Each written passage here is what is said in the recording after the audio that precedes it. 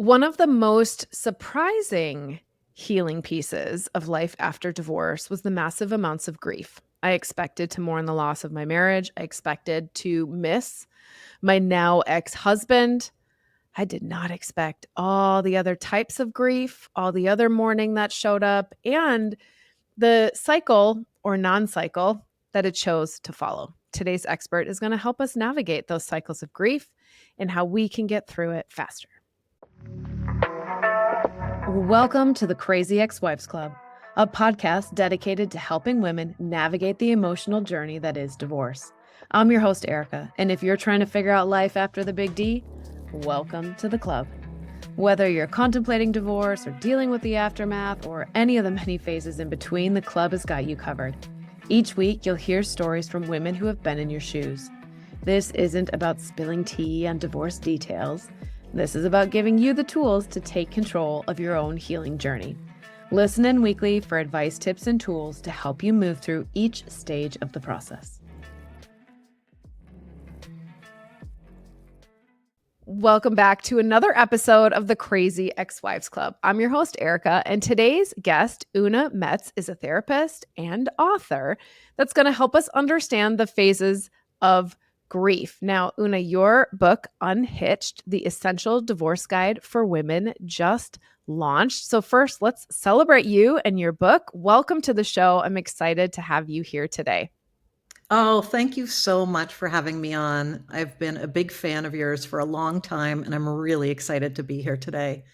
Fantastic. Well, I'm excited to talk about your book because a book is no small undertaking. I'm sure I've mentioned, like, I have a rough draft. It's been Yes. there for a lot of years. And so going from like, everybody's like, ooh, I want to write a book to like writing a book is a big deal. So tell me about why you wanted to write a book and what you're most excited about. Oh, thank you for asking. I love talking about this. So, I've been a therapist for about 30 years, and about 15 years ago, I really started to specialize in my practice in women who are going through divorce. So I started a weekly support group for women and it filled up immediately. So I started a second one and that filled too. And I started a third one. And I'm proud to say all three of those support groups are still going today.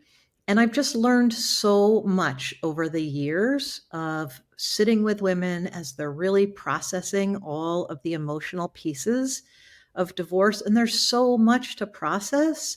And so as I was sitting leading these groups, I would keep thinking like, oh, that would be a great thing I should write that one down. Oh, I should write this down. I should write that down.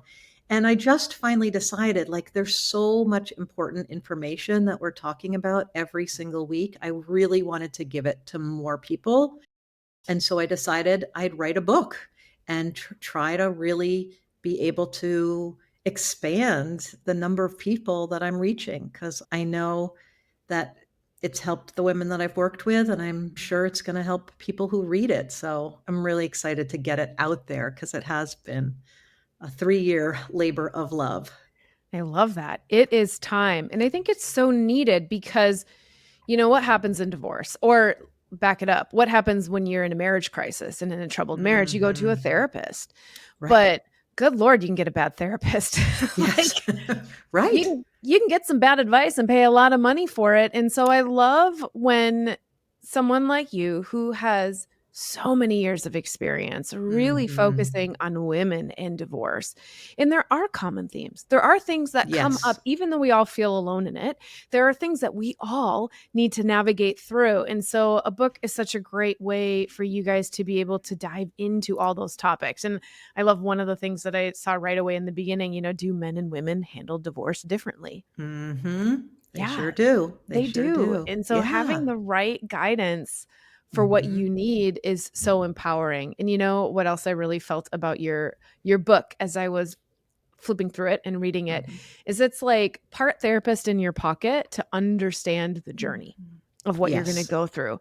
But it is part journal to help you find your own way through, because there's only so much that somebody can tell you, right? Like there was reflecting points and checklists to create. And I really loved that about what you're putting together. When I was putting the book together, there were a number of things I thought about. And one was I thought about how lonely divorce can be, right? How isolated people can feel when Yeah. they're going through it. And people often come to me, women come to me, and they're like, how is it possible that half of marriages end in divorce? And I don't know anyone going through it right now, Right. and they feel alone and they feel isolated. So, one of the things I wanted to do in the book was fill it with stories, and these are stories of women who've been through divorce. They're all anonymous, of course. It's like a compilation of like every woman I've ever worked with kind of combined into one or combined into like 100 because there's so many stories in the book.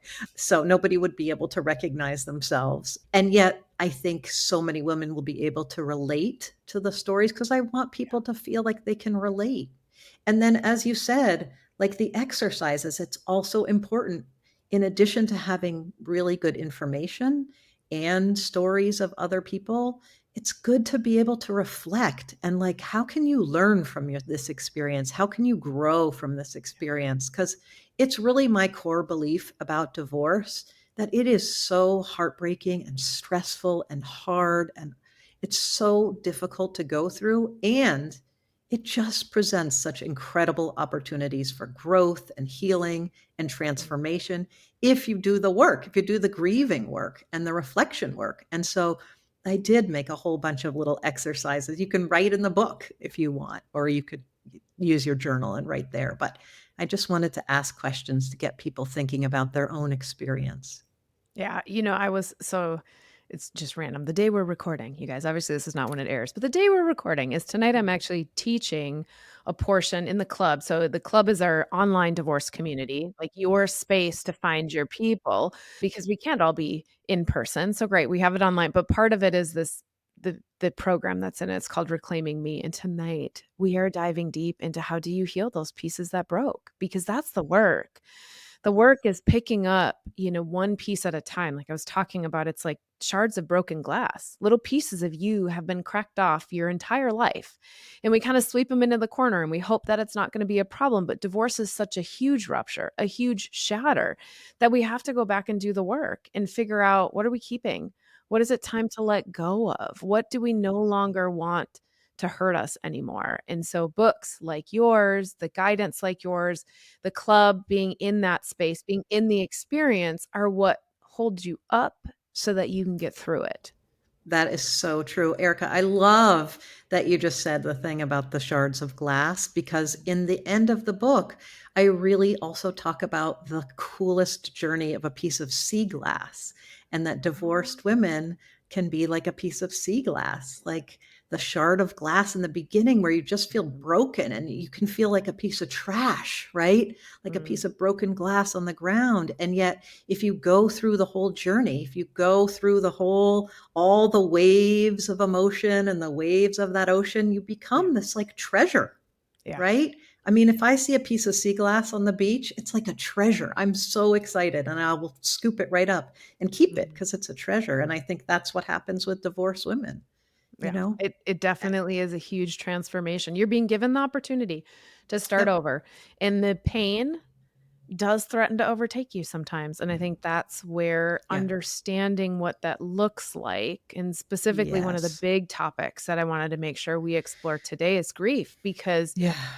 grief it's just so tricky in general. When I was navigating my divorce, I'm trying to think here now because times, how they go. Yes. My mother was maybe 3 years into navigating her grief of losing my dad. So my dad had passed away of Ah, pancreatic cancer. My son was oof. 6 months old when he passed away. Talk Oh. about stress Mm. in our marriage. And grief. Yeah. Yeah, and so, like, that grief system started even for myself, the grief of losing somebody, the random crying moments. It was a year in, and you're still just randomly crying, and I think that's when the light started to break back through, but it took years, and then you layer on the grief of a divorce, and I remember being like, "Okay, this is familiar, but hot damn, this is, like, handing it to me." So, let's talk a little bit about this new model of the phases of divorce grief. Yeah, yeah. So this came about for me when I was writing the book because I really felt like I wanted to give people a path and for people to know that you do leave the pain stage eventually, and not to say that you won't revisit it, you will, but that it doesn't, you don't just get stuck in that beginning phase and then never get out of it. Divorce is an evolution. And so as I was writing the book, I started to look around at all the different models of grief and the ones that had been used for divorce. And really, what I found was that people were still using the Elizabeth Kubler-Ross model of grief when somebody dies that was from the 70s. And it's not a bad model. No, Go let's ahead. let's ground them in what it is, because I believe, because Okay. I don't have it pulled up in front of me, but there, Yeah, the top keynotes. I think there are 5 phases, and the that's biggest right. takeaway was it's not linear. So Right. it's not like, okay, I finished that phase and I can move on. But do That's you right. remember what her 5 phases are? I know anger's in there. Yep. It starts with denial, Mhm. and then it moves to anger, and then it moves to bargaining, like if only I had done this, if only I had done that, then sadness, and then acceptance. It's a decent model for when somebody dies. It applies to many people, not everybody. And as I was looking at it for divorce, I was like, not quite. And Yeah. so I really started to think about the hundreds, literally hundreds of women that I've worked with and my own journey when I went through divorce too. And I really started to think about, like, what were the stages? And so that's how I developed this model. And my model is similar to Elizabeth Kubler-Ross, where people don't, go end one phase on a Tuesday and start the next phase on a Wednesday, right? Right? It's not like that. People go in and out between phases. You can revisit. Sometimes people might skip a stage, but it's really like a more of a general roadmap of how you get from here to there. So the beginning phase, I really think, starts with heartbreak. And that's no matter if you initiated the divorce or not. Certainly, I think people who didn't initiate their divorce, they have a big heartbreak, right? Somebody comes to them and says, their spouse comes to them, not somebody, their spouse comes to them and says, I want out. And wow, that is a heartbreak like no other. It's just, it's awful. It's so sad. And it can, you could feel angry, you can feel sad. But I think also if you initiate the divorce, you've had heartbreak after heartbreak after heartbreak in order to get to the point where you're going to initiate the divorce. Every time you're not seen, every time you're not heard, every time you're not met, you a little piece of your heart breaks until you finally decide. And it's heartbreaking to decide that too, to give up. That's one of Yeah. the hardest things to give up, right? Is give up hope that the marriage is going to get better. Yeah, and it's the longest phase, like Yes. we sit in this phase, and that's been something that's Yes. been consistent with every woman I've talked to, even myself. I mean, I afterwards held a lot of shame and blame around the fact that I held on for so long. How come I just didn't love myself more and move through it? But that hope, that hoping that you can fix it, that hope that this can get back to what it was before is such a strong emotion. And Yeah. so we sit in this a really long time Yeah. until all of a Yeah. sudden that weight of all the heartbreak gets bigger than the Right. fear of the unknown. Yeah. And I think part of that, and this goes back to, like, how are men and women different? Like, women are socialized in this country to Yeah. take care of family, to take care of the kids, to take care of, keeping everything together. Yeah. And we're good at it for the most part. We're real good at it. And Yeah. so giving up that hope that we can make it better, because we can make so many things better. So giving up the hope is really hard. I think after heartbreak, really the next phase is the roller coaster. And that's when I think people are really riding that roller coaster of emotions. And that's where I think, a support group, or like a group like yours, the club, can come in so handy, because I think so often people are holding two or more feelings at the exact same time. They're extremely angry and they miss their ex at the same time, or they're really sad in the morning, and then in the afternoon they feel great. They feel this freedom, and then at night, they might feel guilty. So I think there's this real roller coaster of emotions, and that's also something I really want to normalize for people, because I think sometimes women feel like, am I going crazy? Like, I've never felt so much in my life, right? Right? That's And why we're the crazy ex-wives. We're not that's crazy. We're just right, right. emotional. Exactly, exactly. And it's healthy to feel emotions. I'd much rather have somebody come into my office who's feeling rather than somebody who comes in and says, I don't feel anything. I'm getting divorced, but I don't feel anything. That's the person I'm going to worry about. Yeah. Right. And I think the roller coaster is so confusing because, for a couple reasons. The first one I think of is you're like, you get to a place and you're like, okay, I know that this is the right next step. I know that we just don't want the same things anymore. I know that this is the option. You decide it, you cry it out, you grieve it. You're like, yes, this is the option. And then those sneaky feelings show up of like longing for the holidays that aren't going to happen and the dreams that aren't going to happen. And so you get knotted up because all of a sudden you're like, maybe I made the wrong choice. I am really sad about these things that are no longer going to happen. And it's not sad about the marriage, it's sad about the loss of the hope of these dreams. And so that rocks your world because you're like, wait a second, I just used my emotions to come to the understanding and the knowledge that this is the right choice. And now my emotions are telling me that I'm wrong. What am I supposed to do with that? And then I think the other piece too is people who are not going through it don't understand the up and the down. And so it's exhausting for our friends to be like, you show up one day and you're, oh my God, okay, I'm so excited and this new thing is happening. And then, maybe you're even like at the point that you're dating. So maybe you go out on a date and then you come home and you call that same friend and you're bawling. And this friend is like, WTF. Wait, I thought you were fine. I thought you're Yeah. you're not over it yet? Yeah. And so I It's think that been a year. You should be over it now. that Mhm. too, right? Like, how come Right. you Right. decided he was Right. cheating, why aren't you just ready Right. to move on? Because emotions don't work that way. And so Right. this like big up and down rocks your Yes. world. And so that is, where having people who get it. And I didn't know anybody else Yes. divorced. I didn't have Right. anybody before me to let me know this was going to happen. And Right. that's where like, hey, being in the space, when Yep. you're in the club and we're holding you up, it's this is what we're holding you up for because That's eventually the right. roller coaster stops. Well, I don't know if the Mhm. roller coaster stops, but it doesn't hit the highs and lows, right? We keep Exactly. It evens out. moving. It evens out. Yeah, It it becomes a little becomes baby roller fun. coaster. Yeah. It's Yeah. like when they Yeah. do those roller coasters through the Yeah. like the mountain resorts, like the snowboarding towns, Mhm. where they put the Yeah. little like loopy roller coaster through the thing. That's Yeah. fun and it's pretty. Right. Like your roller coaster Yeah. can get there, but yeah, Yeah. it's Yeah. discombobulating to Yeah. say the least.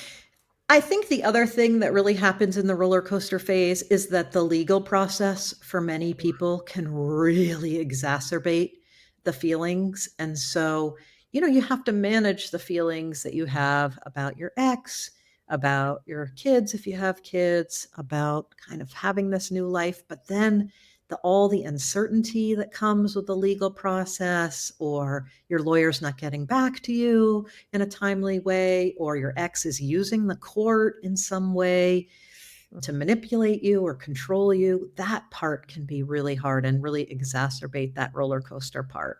Yeah. It's a lot. Yep. I know. It's a I know lot. you guys on the other side are like, "Preach it, girls, preach it." Mhm. Like, Yeah. we get it, Yeah. and now that Yeah. you say it, like, now that we're like, "Oh, it's the roller coaster." I call it the wobble. So I always think about a Uh-huh. plate, Yep. and, like, if you're in the Yep. center of the plate Yep. balancing, it's just a little wobble. When you're on the outside, it's, like, really big. So now we can Yep. just visualize when the emotions hit, Mhm. think of your roller coaster. "Oh, I'm up, I'm Yep. down, I'm up, I'm down." It's gonna come Yep. back up It again. is gonna come. Yep. Yep. I think what comes after roller coaster is mending.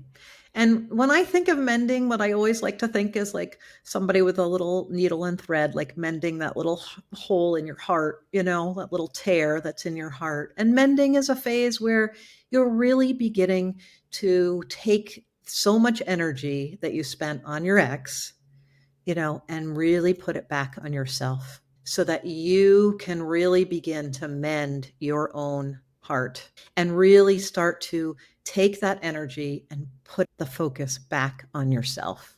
I love that. Because you guys, it's kind of thinking about, at the end of your marriage, through a separation, through the divorce process, and not so much the divorce, but prior to that, you're pouring all your energy, all your love, everything that's in your heart, you're pouring it outside of you into your kids, into the family, into the husband you're trying to like get to come back or save or fix or whatever it is. Okay, so now that's done. But what's happened is your heart has a whole bunch of holes punched through it. And when you just turn around and try and fill your own heart back up first of all, it's like a trickle. You don't have a lot of energy left to do it. And then it keeps leaking out. Like, okay, great. That bath helped for like 30 seconds and now I don't feel good anymore. And so we've got to stitch up those holes so that when you fill up your heart, it works. In fact, it's funny. I was telling you before we recorded, remember that reel that went viral that I was saying is going Yes. viral right now? Yes, yes. Literally what the reel is about. And so Oh, the reel was literally like, here's what divorce gave my son. And I was like, it uh-huh. gave him a mom who was not Yeah, stressed over right. fighting for a marriage, who was present so that she could enjoy the time that she had with him, who learned how to love herself so that she could give back, right? That's the Yeah. whole You're a point. better mom now. Yeah, it like there are Una and I are not over here being like, y'all should get divorced. Life is great on the No. other side. It's Right. chaos. It is Yep. chaos. It is a very Yep. deliberate choice that you make. But my heart was dumped onto everybody else and not into Mhm. me. And I Yeah. had to learn how to love me. And that's the cool part about love. When you learn how to love yourself, when you are truly loving yourself, love and abundance, Mhm. that always oozes out into everybody around you. It doesn't That's right. hurt other people around you. It helps them as well. And so it That's right. gave my son a present mom, a loving Mhm. mom, a Yeah. laughing mom. He didn't have Yeah. that during the separation. I was crying on the floor, screaming and Yeah. yelling, losing my shit, you guys. Yep. And Yep. that's the beauty of the mending phase. I love it. Yeah, yeah, yeah. And I just want to go back to what you said. I actually do believe in marriage and believe in love. And I think there can be really healthy marriages. But if you need a divorce, I believe in divorce too. And so many women have said to me, I stayed in my marriage for my children until I realized I actually needed to leave for my children. It's still such a charged topic, you know? Yeah, And yeah, I think that's the interesting part is like when you specialize, we specialize in divorce. We specialize in right. helping people navigate divorce. And what comes with that is everybody believes, oh, well, then you must be advocating for it. No. No, we're advocating for you not to get your heart broken. We're Yeah, advocating for you to own the pieces of you that you need to heal and fix and take care absolutely. of. Yeah. And hopefully you can do that before the Mhm. marriage ends, but not always. And in those Right. instances, divorce is the right option. But then again, like we're saying, it brings with it a whole new set of conditions. Can you thrive? Mhm. 100%. Yep. 100% you can. 100% your kids can be okay. You're going to do it differently than a Right. traditional family model is going to do it. And that's just the way that it is. Right. Right. I really like referring to divorce as a family restructuring. I think It we have is to get away from things like a broken. failure, a marriage failure. Like, I hate that word. I don't think it's a failure. I think it's a restructuring, you Yeah. know? I So, love that. I know I definitely, mhm. for me, because my son, family is really important for my son. He's only child, right? Uh-huh. So cousins, aunts Yep. and uncles, because I knew that those things were so important to him, then I really showed up in this process and I was like, I want to see this as a big extended family. It's important for That's my right. son. I'm not going to Right. cut you guys off. We've been talking for 10 years as family. I'm not just going to all of a Mhm. sudden cut you off. And I will say, I can only control what happens on my side, That's right? right. That's And right. that's where, again, like mending your own heart so I can show up Mhm. with love and grace and acceptance, whether or not they do the same. That's Strong, right. strong boundaries. I will not That's put up right. with shit, Strong boundaries. Yep. but I Yep. can still say like, "Hey, it's Mhm. still my son's family. It's Yes. still all of his family, the aunts, the uncles on the Absolutely. other side, the Yep. nephews." So I'm They're not gonna important to cut him. that off. Yeah, I'm Right. gonna Right. support those relationships. I'm gonna do what I need Yep. to do to make sure he always has access. Yeah. Yeah. Yeah, I've done the same, and I think it's important. Yeah. yeah, I Yeah. love that. If you're feeling overwhelmed, exhausted from overthinking, and stuck in uncertainty, this message is for you. You don't have to keep feeling that way. Inside the club, you'll find a safe space to rediscover who you are, clarify what you want, and determine how you want to move forward. Surrounded by women who truly understand and guided by expert support, you are not alone on this journey. Join us at thecrazyexwivesclub.com/the club. It's time to reclaim your life. So after mending, I think really comes letting go. And Mm. letting go happens a little bit along the way, but I think once you've done some mending, once you've really attended to your own heart, then I think you can really do some work of letting go. And letting go doesn't just mean letting go of your ex. it also means letting go of your identity, right? Your identity, that's a hard one for people. I mean, a lot of people say to me, I could let go of my ex, but I don't want to let go of having an intact family. Or I don't want to let go of this myth that I was believing that I knew what my future would hold. When we're married, we all have this myth like, oh, we're going to get old together. We're going to be on the rocking chairs and the porch together when we get old. And, we believe the myth. There's nothing wrong with believing that, but we don't know what's going to happen actually in life, right? So it is kind of a myth. But I think it's hard for people to let go of that, their future. It is hard. There's that description. It's not really a meme, but like who's holding onto the rope? That you're the one that's getting hurt. When you continue to hold on so strong to these old ideas or these old beliefs, oh, my family's now broken or nothing will ever be the same, right? You're hurting yourself. And I think that other piece to it, and that's where for me a lot of the surprise grief came up, is I had to let go. I had to get clear and let go of things that I thought really mattered. Okay. So a Mm. perfect example of this Mhm. is extended family holidays. My Uh-huh. entire life I desired to have that Hallmark holiday, that Mhm. Christmassy feel where you all come home. Yes. I Everybody's had wearing matching pajamas, that one? yes, and like the Yes. first year that I bought a house and all the Yeah. family came, I literally Uh-huh. had stockings on everybody's beds and I had like Uh-huh. little themed gifts and I did all the Yeah. things. Mhm. And then the funny part was I was really exhausted and didn't really enjoy it, but Uh-huh. that's the story for another day. I realized that I was fighting and holding on to things that I felt, like, "Oh, well, now I can't have the Mm. extended family parties." Right. And then when I really did the healing work and I said, "But did you like them? Did they Right. fill you up? What are you Right. holding on to and why?" I could start to Right. let go because I had created a story that they were important, that they meant Mhm. you were loved, that this had to Mhm. happen. And so I Mhm. couldn't let go until I challenged the belief system that was underneath it, right? Right. Reflecting, do you really like it? Do you Right. really And like maybe it? made some new traditions, And right? that's what Like happened. that's such an important thing. And I think that's a cool thing too to do with your Mm, kids is like to figure out what are my new traditions going to be? I yeah, know we always used to, when we were in intact family, we always used to blah, blah, blah. But yeah, this year, we're going to do this other thing and then we're going to continue it every year. yeah. Yeah. And it Yeah. gives you the ability, like if we stay on the holiday, we just ended the Hmm. holidays. There were pieces that I decided I was gonna put down for a year because I just was too Uh-huh. tired. I was like, Yep. "Let go of the thing that you have to make pozole on Right. Christmas Eve because it makes so much damn food that nobody eats it, and you Right. don't need it, and I'm Yeah. tired, and I don't wanna do it." And eventually, does Hmm. it come back? If I want to. Yep. Yep. If you But, want to. like, you really got to streamline down and look at every single Mhm. thing and be like, "Do I need this or do I wanna let it go? Or do I just wanna put it down for a little bit, see if I miss it, see what I That's need to right. do with it?" I often encourage women to think about like what are all the things that you had as a couple? And that's like the restaurants, the vacation places, the traditions, the food, the everything. And to think one by one as you come upon them, like what are the things you want to let go of?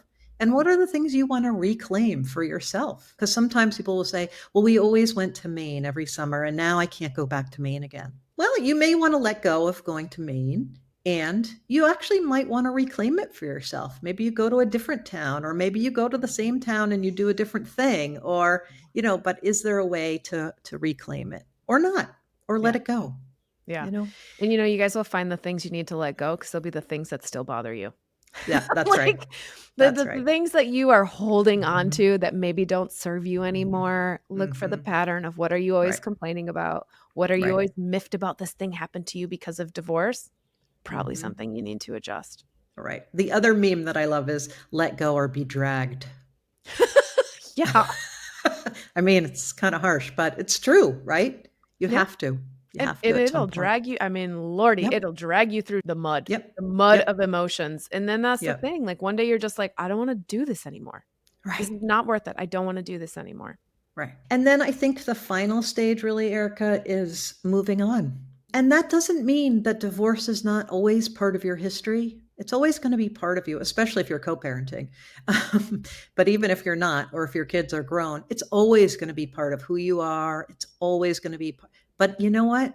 In the moving on stage, you're thinking about other things. You're investing your time, your energy, maybe your money, but your time and your energy in something else other than your divorce, other than thinking about your ex, other than being back in that conflict. And so I really think that's where I'm helping people to get to. And I think something like the club is helping that too. When people come to my divorce group, I tell them, the goal is that in the beginning, you're going to want to be here every single week. You're not going to wait. You're not going to be able to wait until, oh my God, it's Wednesday. I can go to group again. And by the end, the goal is really that you say, I don't want to go to the group anymore. I don't want to talk about my divorce every week. I want to go take a pottery class, or I want to date, or I want to sit home in my pajamas, whatever it is. But I want to move on, And it you know? comes in little pieces. I Hmm. remember there were so many times of the moving on phase, you get really excited. It freed up a lot of time for me. I mean, Yes. it didn't free up a ton of time. My child was only at his dad's 2 nights a week, but Oh, it freed up time, right? Like, it wasn't a ton of, yeah. but it felt like so much freedom in those, like, couple of days Yes. to have a long weekend or Right. to go on a little mini Recharge. trip, and I Yeah. started to just find all these things that I loved that just Yeah. lit me up. I was so excited to go Mm. experience, and then Mhm. you'd have those moments, like you're washing dishes. I don't know why it's always when I'm washing dishes, but you're Mhm. reflecting. Washing dishes or Mhm. long drives, those 2 get me Yes. every Yeah. time, Yeah. and the bittersweet feelings come up. Because you know why? Because it's a quiet time. You're not on your phone when you're washing dishes, right? Or driving, Nope. hopefully. It's just a quiet kind of meditative time, and I think Yeah. that's when feelings can come up. Yeah, Yeah. and so, like, again, that roller Yeah. coaster shows up, and I'm Yep. like, "Wait, I was just so happy. Why am I Yeah. now crying?" But when you look at it, when you I look know. at, like, the emotion that's there, you're like, "Oh, it's a bittersweet feeling." Like, I am so grateful for what I went through because it helped me become Mhm. who I am. It helped me launch Yeah. the podcast, and to be able to sit in the club. So we have 3 live calls every single month. They're my favorite hours, Mm. and I'm sure you Oh, probably feel the same about your support groups. absolutely. Like, watching these women, from the Yes. first, I'm thinking about one specific member, when she first joined, she wouldn't even turn her camera on. She's like, "I can't really Mm. talk about it yet. It's been a little over a year, but I can't talk about it yet." Yeah. And by the end of the first month, laughing, Uh-huh. finding her people, moving through it, Yes. because that's the Yeah. power of being in the right space. Like, Yes. we've all got these feelings and we get what you're going through. And the Mhm. moving on is amazing. And sometimes the Yes. roller coaster still shows up, and sometimes we Absolutely. still have to let go of things, but Yep. it is so much easier when you have other people that are holding the light for you, so that when you can't see the light, when you can't figure out what the next step is, they're there. They're Yep. there rooting you on, because you Yeah. do get to move on and you do get to Yeah. rebuild, and you've heard from all of the beautiful stories from the other side on the podcast. Women are loving their lives when they got through the shit. Mhm. They did. It They turns out did. okay. It does. And, I guess what I would say, if there's any women listening right now who are in the beginning stages, Mhm. like, just to trust us. I mean, you don't know us, but trust us, Yeah. because I know it feels so painful in the beginning. And I've had so many women say, like, I thought this was the worst thing that could possibly happen to me, and it turned out to be the best thing. And I oftentimes sit with women in the beginning and I say, you're going to feel better. And I know you don't believe that right now, but I just need you to trust me and keep doing the work. Mm, that's so beautiful, and it's so needed. It is that, to me, it represented, like, a mother space. Yeah. Like, even as an adult, even as I Hmm. was a mom, I Yes. needed somebody to come sit with me on the couch and put their arm around me and say, "It's gonna be Yeah. okay. I know Yeah. it feels like crap right now, but it's gonna be Mm. okay." And so Yeah. put yourself in those spaces, and sometimes it's not Hmm. our friends and family, like, That's right. and that's Sometimes they okay. don't get it. They They don't can get be it. very loving, but they don't get it. It's funny, Erica, because I often feel like when people start my group, they feel so terrible about themselves. They feel so Mm, like that shard of glass, right? They feel broken. They feel disempowered, yeah. and they don't feel good about themselves. And they walk into the room and they expect, because my groups are in person. So they walk into the room that first time and they think, this is probably going to be a room full of losers because I feel terrible. Like, they can't be that other cool people are going through divorce. It must, and they walk into the room and they're like, oh my God, like these are incredible. These are like Mhm. smart, attractive, like Yeah. successful, like really cool women. Yeah. And for me, the magic of the group, and I'm sure this is true in the club too, the magic is they go from feeling like they're losers and everybody else is really wonderful to feeling like, no, we're all really cool. Yeah. That's the magic, Because we that rise connection. together, that's Yep. it is the connection, like, when you can Yes. link arms with somebody else and it doesn't mean you're not doing your own work, like, I'm a really, like, introspective person, and so I Hmm. like to do a lot of deep reflection, I like a lot of quiet time, I really don't Yep. wanna cry in front of other people, but I want somebody to hold the space for me when it needs to be Yeah. held, and Absolutely. having somebody with no judgment and Yeah. understanding, because our Mhm. families and our friends, they have their own stories because Yep. divorce impacts them too. It It just does. does. It It does. rocks everybody's world and everybody's Yep. hopes and dreams, and so they gotta go through their own thing, and They so do. I think we also like, I see so often that women, because they stayed, because they ignored their inner guidance for so long, they're now in this space where they're literally, like, afraid to make any decision. What if I screw it up Mm. again? Yeah. And I think that's, again, where this power of support and community helps you through it. You're not gonna screw it up. Are you gonna take a couple steps back? Yes. Mhm. Yeah. We Yep. that Una and I can Mhm. guarantee you will Yes. take some steps backwards. You will slip a little bit, and Yep. we all do it, and that's Yeah. part of the It's process part of because life. we just weren't quite locked in, but then you get a second Yep. go at it, and you get to That's right. run through it again. And you have so much more wisdom. People are Yes. especially with dating, they're so nervous. People who are Mhm. 50, 55. Oh, I haven't dated in 25, 30 years. I don't know Mhm. how to do it. Well, you Yeah. do it one step at a time. That's all you do. That's what I Yeah. always say. Like, you go on a date, the only thing you need to decide is, do you want to see that person one more time? That's One more all time. you're deciding, right? At You this know, it's stage. it's funny you say that because that is how I've landed in a 4-year relationship. One date at a time. What Yeah, because Yep, I literally was yep. so balled up. I was so Mm, afraid to make the wrong choice again yep. that I couldn't tell you what I saw in a year or 2 years or whatever, right? Mhm, mhm, And there had been such a pressure, such a conditioning of, is this mhm. going to be one that works? Right, You have right. a small child, and I did not introduce my child to anybody until I knew that Mhm. it was a real deal, like, that was very important to me. So I Good. had my, like, single mom mode, Mhm, and then I had mhm. very limited time to be with somebody else. And, Right, you get flooded with those good feelings like, "Ooh, it feels right. good when somebody wants you and they think Mhm. you're pretty," and, like, all the Yeah, things.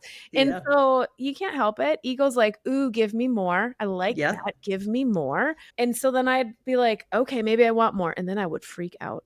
And I would be crying on the Mm, couch like, "Oh my god, what if I choose mm. wrong? What if he Right, leaves? What if I get hurt again?" And right. so I played that game and I said, "Do you wanna talk to him tomorrow?" That's right. And that's That's as right. far as I went, and I just said, Yep. "Do I wanna talk to him tomorrow?" "I do. I still really Mhm. like talking to him today. I'd like to talk to him tonight, in fact." And then here we Yeah. sit, living Right. together 4 years later, Yep. because it just you guys, it wrecks your system. It does. Your Yeah. nervous system is on high alert to protect you from any more pain, and so when you have a path, right, like, go like, the link to get Unhitched, you guys, it's in the show notes. It's also on the Mhm. crazyexwivesclub.com under episodes, like, on the blog. It's Yep. linked everywhere. When you have a path, when you have somebody who says, "Hey, guess what? There are some patterns, and I can Mhm. guarantee you're gonna hit almost all those patterns too."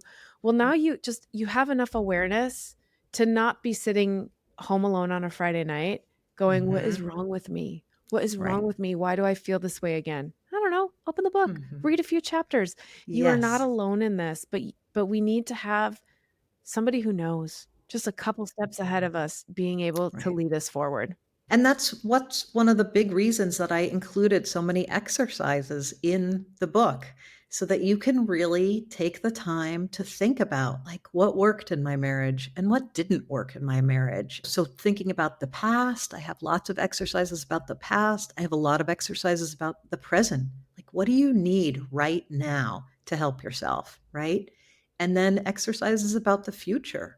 Like, what do you want for yourself? Who do you want to be? Because divorce is also really another opportunity to take a look at your identity and what's working for you. What do you want to keep and what do you want to grow? That's why I love traveling, right? Because when you travel, nobody knows who Yes. you are. It's Right. very similar. I grew up in Wisconsin, high school, right? Mm. And then I was like, Mhm. "Peace out. I'm out of this small Mhm. town. I wanna be in a place where nobody knows who I am so that I can figure out Mm. who I am Yes. without family and, the church we were raised in and, Mhm. like, all the things, the external pressures." I was like, "I don't want anybody to know me." Okay, Yeah. well, that's Yeah. like divorce. You get to do the same Yeah. thing. So go Yeah. travel, and Yeah. it doesn't have to be expensive. It could be you go camping for the weekend. You could go for a Right. hike by yourself. Like, I'm That's not right. saying you need to have riches to be able to do this. I'm Right. just saying when you only have to prioritize your desires, you get Mhm. the chance to figure out who the heck are you? Do you That's right. actually like it or did you just Mhm. kind of like it cuz you had to do it in the friend group? Mhm. Figure it Right. out. It's a Right. beautiful time. When Yeah. you're off the roller coaster. When Yes. says the woman who really hates like, actual roller coasters. God, I hate them. My child loves them, and we have this funny Oh. photo of us, like, going off a drop, and I'm, like, almost Right. vomiting, like, I can't handle it. My stomach Right, is, and like, he's in like, my throat. Oh, "Woo!" he's, like, 5 years old living his best life, and I'm, like, Oh, crying as an right, adult. right. So I get it, you guys, they're scary. The Mhm, big drops are mhm. scary, but Yeah. Una and I are here. Unhitched is available for you guys. You can read it while you're at home trying to figure out what your next phase is. Hop over to the crazyexwivesclub.com. Take a look at the club. Come join us. Come join us. We're here to hold space for you. It's online. We meet 3 times a month. You can show up when you need to be there because that is why we're here. The door's always open. Una, I want to thank you and celebrate you on your launch on this amazing book and all of the great impact you're going to help women through as they're navigating divorce. So thank you for joining us today. You Thank guys, you so much for having me. It's been a real pleasure. you're welcome. You guys, all of Una's information is in the show notes. So you can go find her. You can find her book. You can learn more about what she's doing. All of it is down in the show notes. It's also on the crazyexwivesclub.com under episodes. You guys, until next week, go pop over, click that link, buy the book, and then give yourself some grace because this is a rebuilding process and you get to take it one day at a time. And that's it. Another great episode of the Crazy Ex-Wives Club, a podcast for women learning how to heal from their divorce. Tune in next week for more advice and tips to help you figure out life after divorce. And until then, give yourself grace, do the best you can, and know that this is all part of the process.